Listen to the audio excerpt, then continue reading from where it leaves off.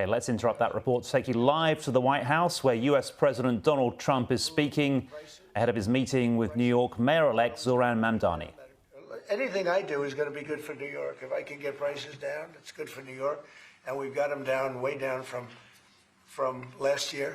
We have, as you know, I've been saying to a lot of people, Walmart said that Thanksgiving this year is exactly 25% less than last year. So that's good for New York, good for everybody.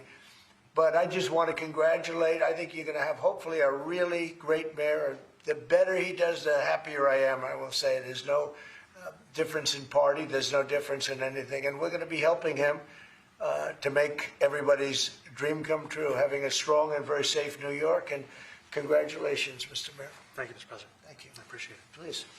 I appreciated the meeting with the President, and as he said, it was a productive meeting focused on a place of shared admiration and love, which is New York City, and the need to deliver affordability to New Yorkers, the 8.5 million people who call our city their home, who are struggling to afford life in the most expensive city in the United States of America.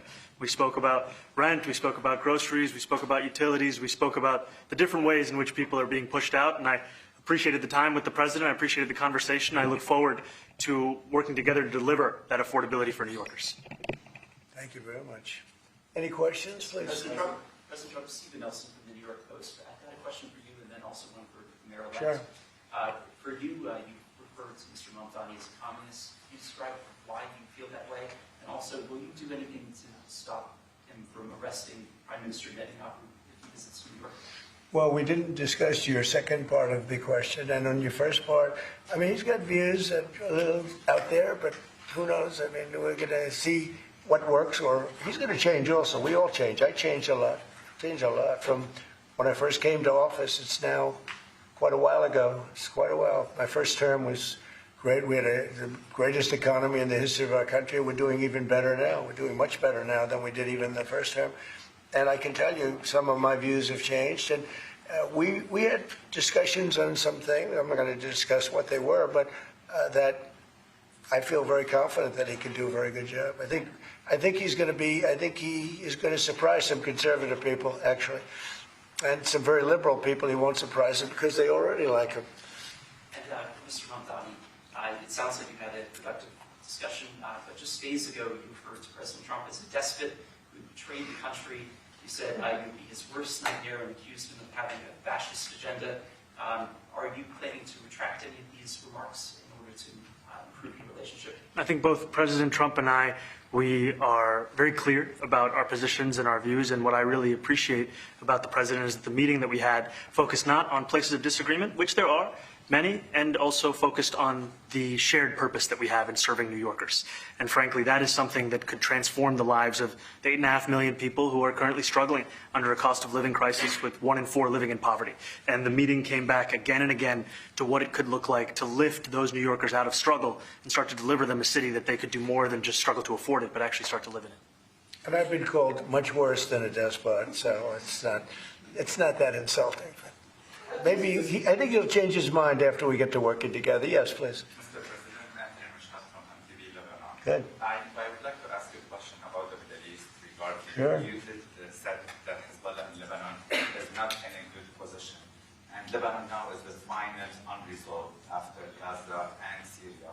Given your assessment, like what do you say for the Lebanese today, it's the independent state of Lebanon, and what is your next move to push toward disarmament? Sure. Well, we are pushing for total disarmament of Hamas and, frankly, everybody else.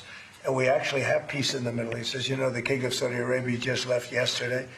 We had some great meetings, and he's made a contribution toward the United States of more than $1 trillion.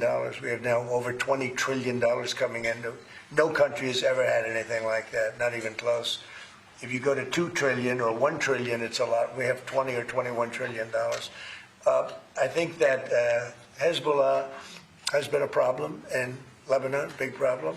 We're working with Lebanon. We're working with everybody in the Middle East. That's another thing I think we have in common. We want to see peace in the Middle East, and we actually have now, for the first time, peace in the Middle East after 3,000 years. And now we're going to refine it, and I think you're going to see some very positive things happen. There is a potential to invite the Lebanese president. Oh, sure. Oh, I would do that, absolutely. And if the mayor would like to be here for that meeting, because I know he feels very strongly. I think you feel very, very strongly about peace in the Middle East. I think We desperately want it, and that's something that I shared with the president, that when I spoke to New Yorkers who had voted for the president last November on Hillside Avenue and Fordham Road, I asked them why. I heard again and again two major reasons. One was that they wanted an end to forever wars. They wanted an end to the taxpayer dollars we had funding violations of human rights, and they wanted to address the cost of living crisis. And I appreciated the chance to discuss both of those things. you said a lot of my voters actually voted for him, and One in 10. And I'm okay with that. I'll do that. I'll sign it. Give it to me. I'll sign it in a minute. That's pretty good. Mr. President, Yeah, please. you threatened to send federal troops to New York City. You both have differences when it comes to ICE agents Right. in New York City. Mr. Mamdani, you called ICE a rogue government entity. I wonder how you reconcile your differences on both of those issues. Well, I think we're going to work them out, and I think that if we have known murderers and known drug dealers and some very bad people, we want to get them out. And the mayor wants to have peace. We discussed this at great length, actually, maybe more than anything else.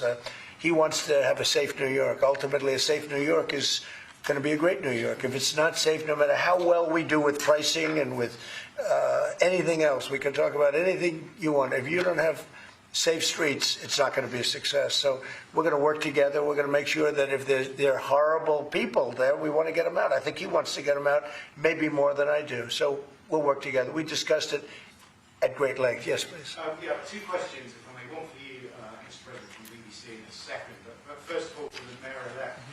You're both, from different parts of the political spectrum, you're both populists, though. And I just wondered to what extent the President's campaign style, his techniques, his social media inspired any part of your campaign. Well, I actually told the president that, so much of the focus of our campaign has been on the cost of living crisis. And when we asked those New Yorkers who had voted for the president, when we saw an increase in his numbers in New York City, that came back to the same issue: cost of living, cost of living, cost of living. And they spoke about the cost of groceries, the cost of rent, the cost of Con Ed, the cost of childcare. And too often, politicians are looking to lecture to New Yorkers what they should care about, as opposed to listen. And when we spoke to those voters who voted for President Trump, we heard them speak about cost of living. We focused on that same cost of living, and that's where I am really looking forward to delivering for New Yorkers in partnership with the president on the affordability agenda. And I think we have to work a little bit. We talked about Con Edison. We have to work a little bit on getting the prices, because, we've gotten fuel prices way down, but it hasn't shown up in Con Edison. And we're going to have to talk to them. If we're sending them fuel at a much lower price than it was a year ago, which is true, we have to get Con Edison to start lowering their rates. Absolutely. And if I may, last week you told me you were pushing ahead with your plans to sue BBC for up to $5 billion. You're going to speak to Prime Minister Starmer as well. Is there any progress or any updates on those issues? Well, we get along very well with the Prime Minister. We made a deal with UK. I like him. He's a fine person. And, I think they have some big energy problems. They've got windmills all over the place. They're going to have to start using other methods because their energy is out of control. Talking about in the UK, it's out of control.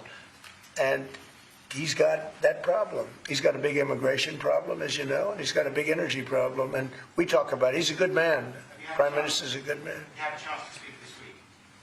I haven't spoken this week. Mr. President, have you spoken to President Zelensky, or do you intend to Who? meet President Zelensky about your plan? Have you meet with him? I've spoken with their people. We have a plan. It's horrible what's happening. It's a war that should have never happened. It would have never happened if I was president, and it's a shame. And I thought they should have acted quicker.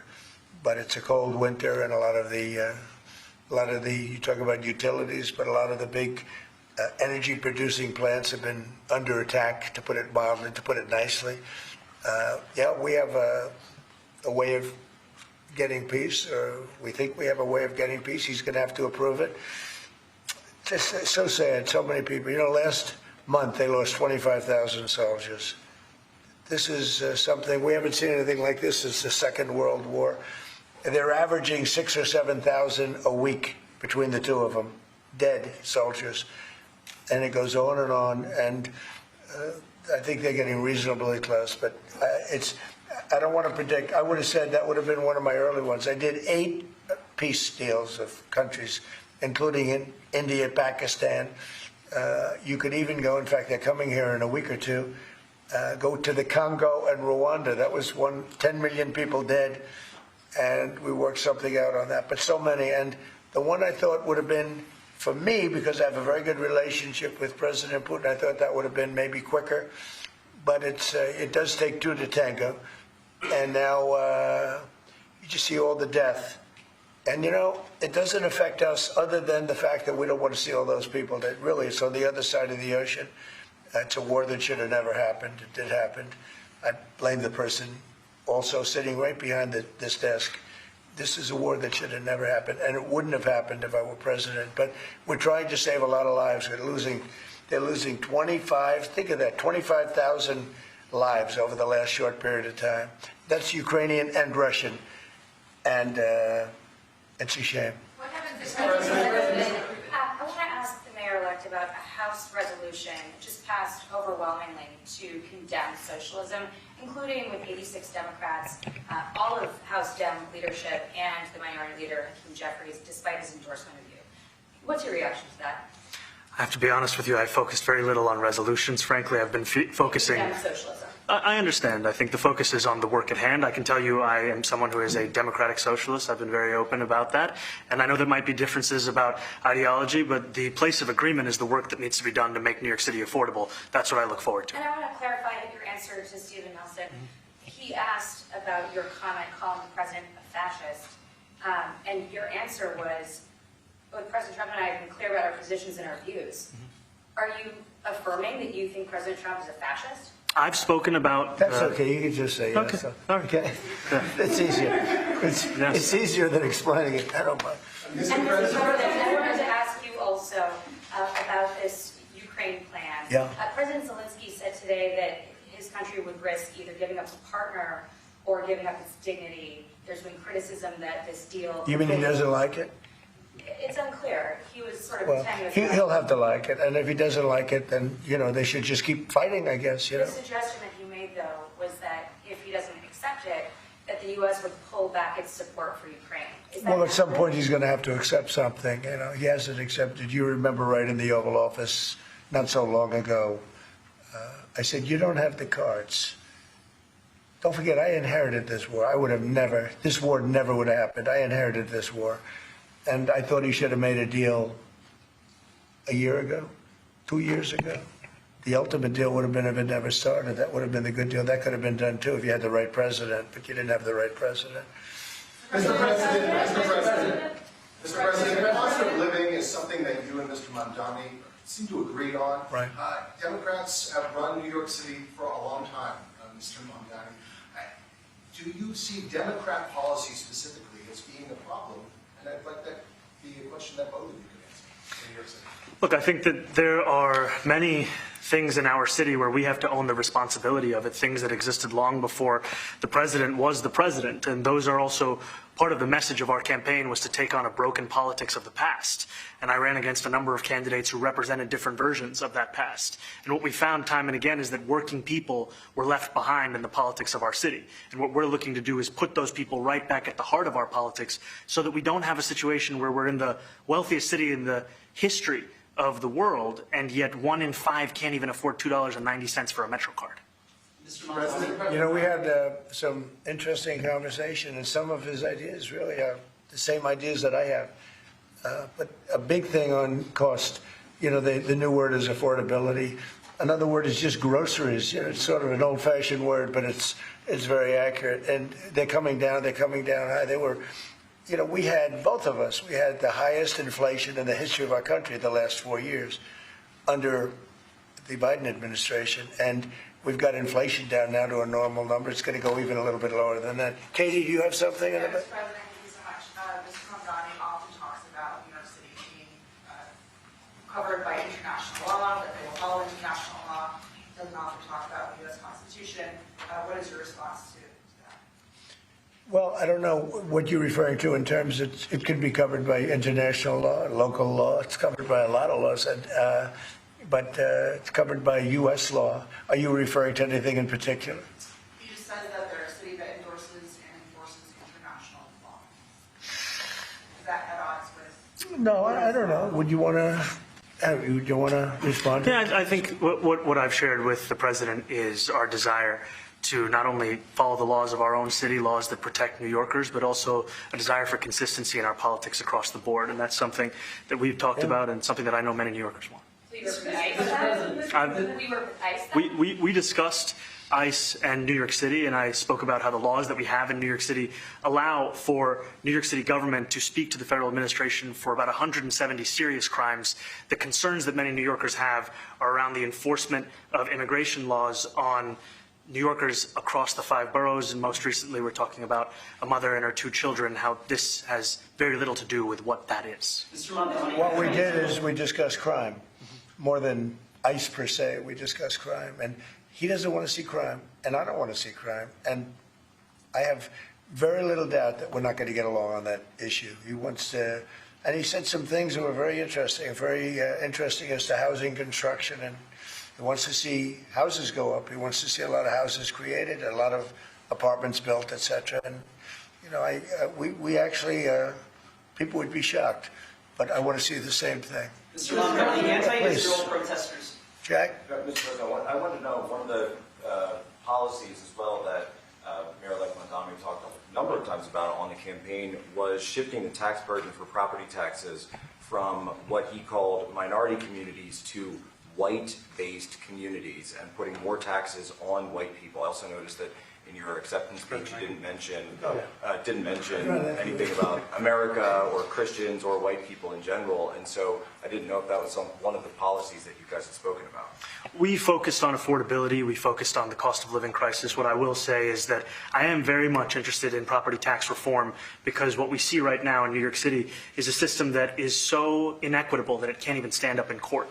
And the president and I spoke about the importance of not only building more housing, but also making sure that regulation of housing is something that is manageable to actually get through and not the cause of yet another weight that we see in our But to city. be clear, you're continuing this idea of race-based property taxes. No, to be very clear, That's what you said. no, the use of the term was a description of neighborhoods, not a description of intent. So you intend to tax the whiter neighborhoods more? No, we intend to create a fair property tax system because we want a New York City that is not only fair and equitable, but also one that every New Yorker can afford. Mr. Mamdani, anti-Israel protesters just targeted city houses. Please, go ahead. Mr. Mamdani, anti-Israel protesters just targeted a synagogue in New York. Are you concerned about Jewish New Yorkers feeling welcome and safe in the city? And President Trump, you threatened to cut off federal funding to New York City. What policies would prompt you to do that? Would that be city-run grocery stores? Would it be something else? Well, I think if we didn't get along, whether it's cut off or just make it a little bit difficult or not give as much, we want to see, I use the term, we don't want good money going after bad. And we don't want that to happen. I don't think that's going to happen. I did say that, subject to what policies are being set. We had a meeting today that actually surprised me. He wants to see no crime. He wants to see housing being built. He wants to see rents coming down, all things that I agree with. Now, we may disagree how we get there. The rent coming down, I think one of the things I really gleaned very much today, he'd like to see him come down, ideally, by building a lot of additional housing. Yeah.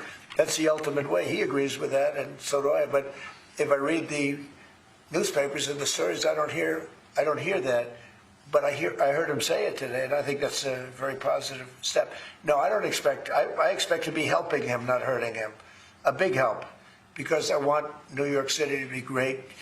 Look, I love New York City. It's where I come from. I spent a lot of years there. Now I'm right here. We took a big setback with the mayor that we had, Dave de Blasio. I thought it was a tremendous setback for the city. I think this mayor can do some things that are going to be really great. Mr. President, Mr. President. Okay, how about you? Go ahead, please. You're a billionaire. You have a different address nowadays than you used to, but you used to call New York City home. Would you feel comfortable living in New York City under a Mamdani administration? Yeah, I would. I really would. Especially after the meeting. Absolutely. What makes you comfortable? We agree on a lot more than I would have thought. I think I want him to do a great job, and we'll help him do a great job. He may have different views, but in many ways, we were discussing when Bernie Sanders was out of the race, I picked up a lot of his votes, and people had no idea, because he was strong on not getting ripped off in trade and lots of the things that I've practiced and been very successful on. tariffs, a lot of things. Bernie Sanders and I agreed on much more than people thought. And when he was put out of the race, I think quite unfairly, if you want to know the truth, many of the Bernie Sanders voters voted for me. And I felt very comfortable, frankly, in seeing that and saying that. And, you know, it just turned out to be a statistical truth. But no, I feel very comfortable. I would feel very, very comfortable being in New York, and I think much more so after the meeting. Yes, please. Thank you, Mr. President. I have a question for you, but a very quick one for Please. the mayor. Why did you fly here? Aren't trains greener? I will use every form of transit, and I want to make sure that they're all affordable in New York City, and that's why making buses fast and free is a centerpiece of our campaign. Did you? There is a bus that goes. Well, but I know, but if he flew, that's a lot quicker too. You know, I mean, he's working very hard. For him to be, that's a very long drive. I'll stick up for you. You know, the plane takes you 30 minutes and driving takes you a And long. Mr. President, I was wondering if you could clear up some confusion around a Washington Post report. There was this explosive report that the Coast Guard is no longer going to characterize swastikas and nooses as hate symbols. DHS called that a lie and fake news. Can you clear up? I don't know anything about it. When was this written? I think yesterday. Well, look, the Coast Guard's an incredible group of people. I know them very well. We just ordered a lot of new Coast Guard cutters, beautiful, the most magnificent ship. They look like yachts with lots of guns on them. So I don't know. I haven't seen any report like that, but certainly we want them to remain a great force, and they are. Mr. President, and you did a piece in all the 9 months around the world. I would like to ask Mr. Mamdani, you've accused the U.S. government of committing genocide in Gaza while President Trump was working on peace. Why that? I've spoken about the Israeli government committing genocide, and I've spoken about our government funding it. And I shared with the president in our meeting about the concern that many New Yorkers have of wanting their tax dollars to go towards the benefit of New Yorkers and their ability to afford basic dignity.